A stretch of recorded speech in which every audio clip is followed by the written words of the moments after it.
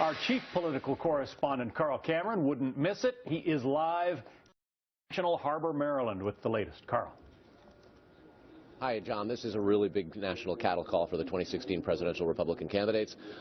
There have been a number that have taken place out in the early voting states, Iowa, New Hampshire, and South Carolina. But this is the one where they come to Washington, and conservatives come from all over the country to see it. It amounts to a very big test for three particular candidates.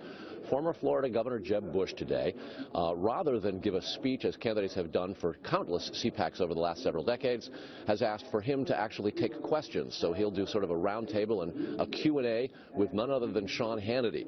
Jeb Bush has a big hurdle to climb here. There are a lot of conservatives who think that he's been out of politics for a number of years, that he comes from the Bush family, and that he's going to be too moderate, not as truly conservative as they would like. So how Bush handles himself today will be a big measure of how he'll fare with conservatives in the early voting states. In addition, Scott Walker, the governor of Wisconsin, has had a kind of rough time in the press for the last couple of weeks for punting on a question and for hedging on a couple of others.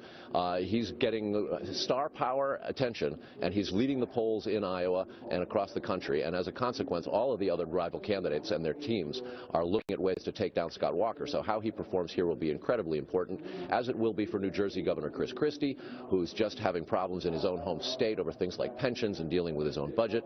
There have been some investigations about him that have caused some problems, and an awful lot of conservatives have an almost inherent skepticism about a governor on the East Coast. So Mr. Christie will have to overcome his critics in the Republican Party for just being the governor of New Jersey.